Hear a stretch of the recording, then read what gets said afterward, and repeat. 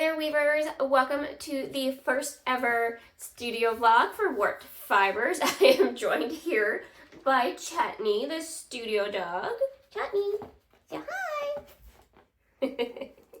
And today we're going to be working on the setup for my booth for craft and design, as well as some other small business things.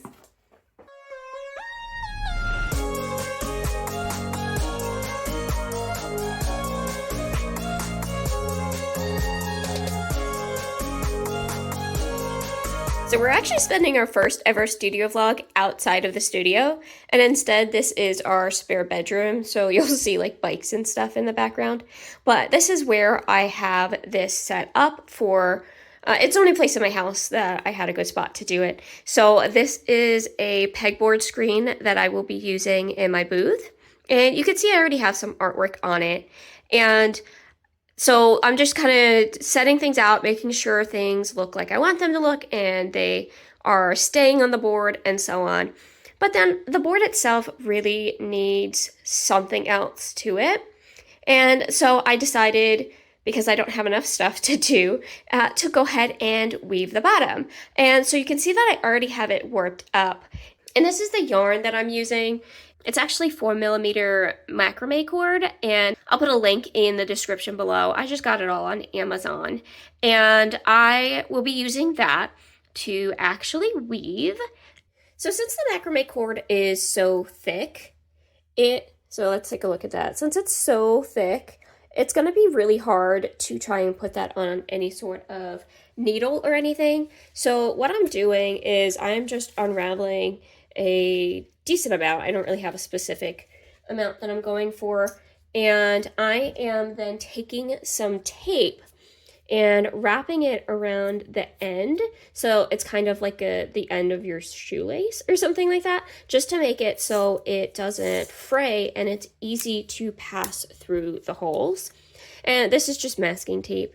I use masking tape for so many different things in the studio, and this is just another new use for it. So the other end, I am just doing a knot. So I'm going to go ahead and get started. I'm actually going to start here because I do have a knot here, so it's going to make it a little bit harder to go through this hole. And I am going to be weaving this up as tapestry. And if you don't know what tapestry is, it is a weft-faced weaving with discontinuous weft. And so, there we go. And so basically what that means is after I am finished weaving this, you actually won't be able to see this warp anymore. And so even though I have the warp as this green, and I am weaving with that same green, once I get the other colors in there, you won't be able to see that warp green anymore, except where it's now weft. So this is actually a really simple way to get started weaving because it is so...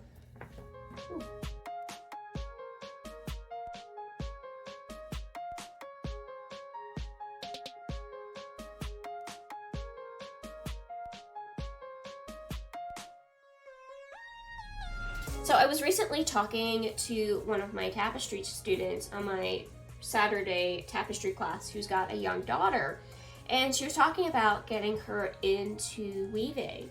And I mentioned that this was something that I was doing and how using this big thread, this big yarn, could make it really easy for her little fingers to be able to manipulate the yarn.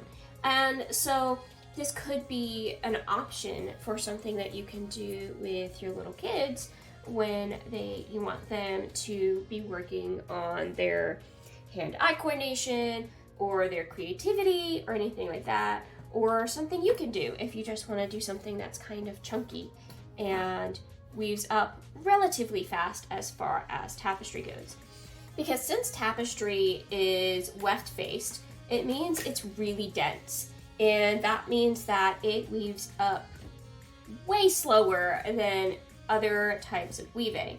If you see pattern weaving, or a lot of times things you see on scarves or table runners or things like that, that is going to weave up a lot faster than something like tapestry, where with a normal tapestry warp set, you're looking at you know, you're depending on the complexity, you could be weaving for an hour and only have woven like an inch. So it is definitely a much slower process than a lot of other types of weaving, where if you're weaving for an hour, you might have woven like 6 or 12 inches, depending on how fast you are and what you're weaving and what you're weaving on. So that is something to keep in mind if you ever come across a tapestry and you're wondering why it's a little bit more expensive than something of a similar size in a different medium. It's because it takes a long time to weave.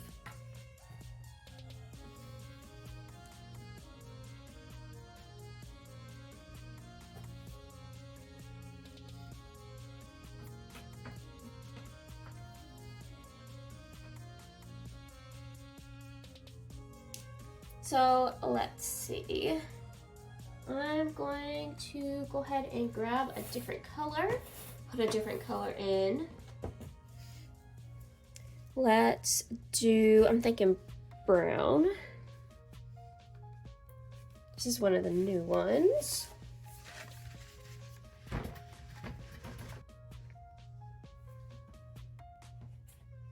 So coming in, I'm gonna come in that same hole that I stuck the green in, if I can get in there. There we go. And keep on weaving.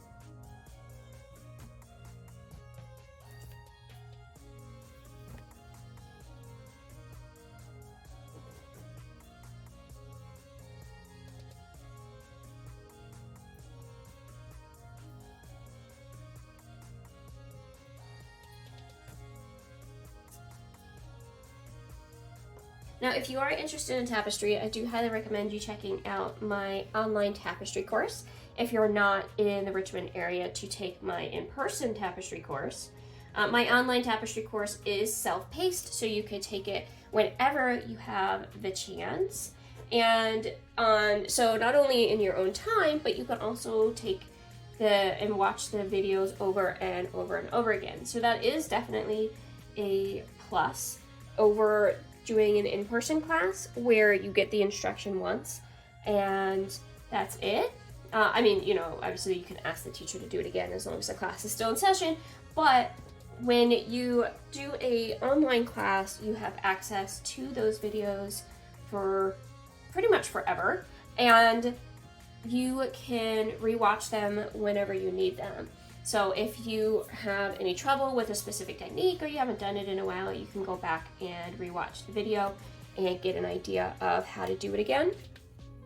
It also comes with access to my Discord server, which all of my students get access to, in person and online students, as well as patrons. So you can, if you want access to the Discord server, you can either be a patron or you can be a student. So over on Discord, we are sharing our weavings, sharing our pets with our weavings, and asking questions and things like that. And it is still just getting started, but I would love to have you over there if you want to go ahead and join us and join up and be a more active part of the Warped Fibers community.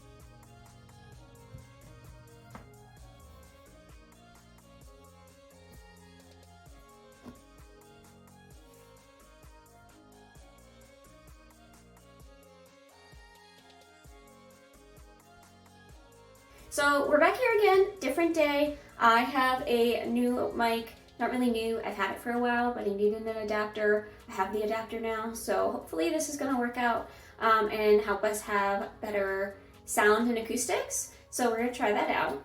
But we are, by we, I mean me, I am still working on all of this. So I got a lot more of the weaving done that we started a little bit earlier. It's still not finished, but it is getting there. I'm feeling a little bit better now. But my big thing right now is figuring out this hanging system. So the other day, I finally sat down and I put on my hanging wires for all of these that are up here. Now I do have a bunch of other weavings that I still have to do all the finishing for, but this is a really good start. So I felt really good. I was like, all right, I have all my hanging wires up, perfect. But then I go and I put them on the hooks that I have, and these hooks, these hooks are just too far out from the board that my weavings just don't sit right on them. They sit too far out, so instead of being straight, they come off the pegboard so that the top is off, but the bottom is still touching. So it's not ideal. So I'm trying to think of a string. There's always string everywhere when you're a fiber artist.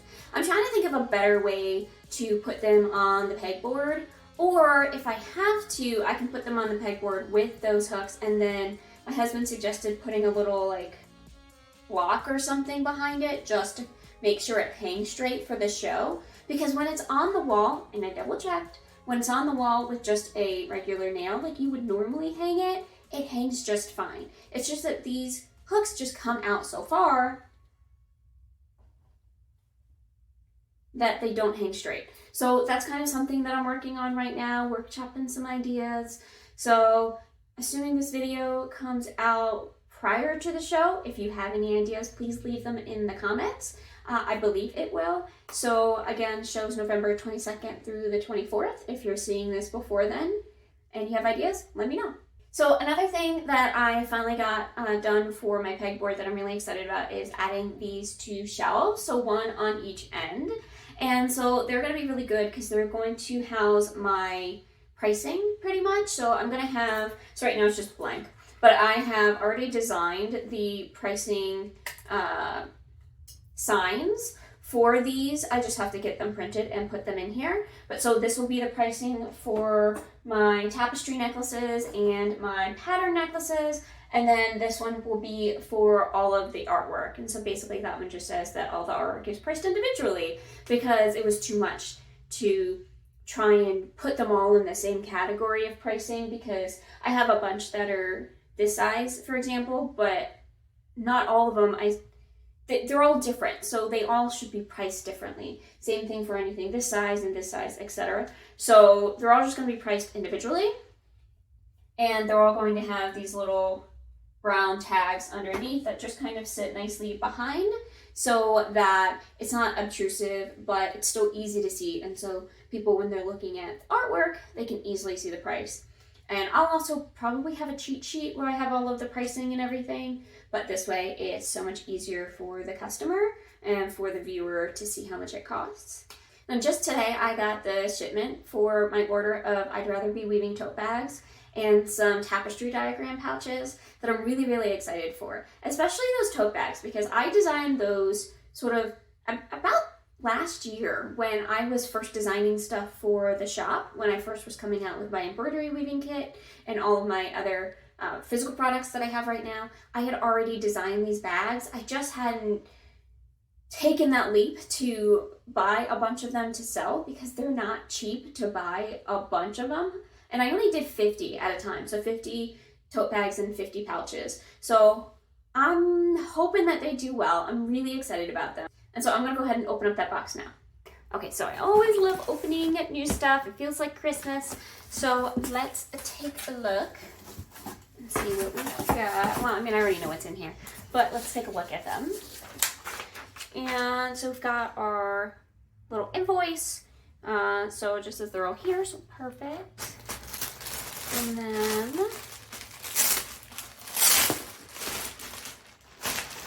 so exciting. Okay, so these are my new tapestry pouches. So they are basically the same thing as my Worked Weaver zipper pouches that are already on my website, already in the shop. They are 8.5 by 11, so they are nice and big. I mean, they're basically the size of a piece of paper, which means they're gonna hold a lot of stuff. So these, a little strain, that's okay.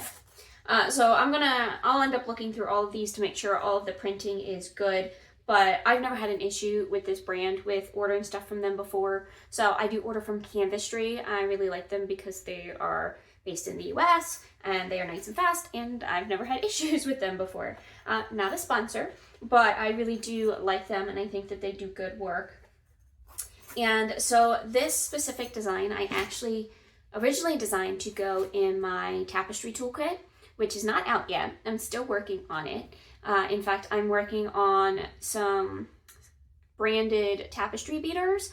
I've already designed them. I have a few prototypes. They're just not quite there yet. So we're working on that. But as soon as those are done and I get a couple other things put together, like finish designing the box, I will put together that tapestry toolkit. These will be available in that. But these will also be available separately. I did want to make sure that even if you're not going to buy the toolkit, if you like these, then you do have access to these. So this is a tapestry diagram that I designed with that shows off some color blending or some hatching, depending on how you want to look at it. It's kind of both things. But so it's nice. It's like a little cheat sheet that you get to hold all your stuff in. So I'm super excited about these. I have 50 of these, and just off the bat, they look like they're really good. I don't, at least the top couple don't look like they have any issues, but I will go through all of those to make sure they are all good to go before they go on the website, and I'll take all the photos and things like that.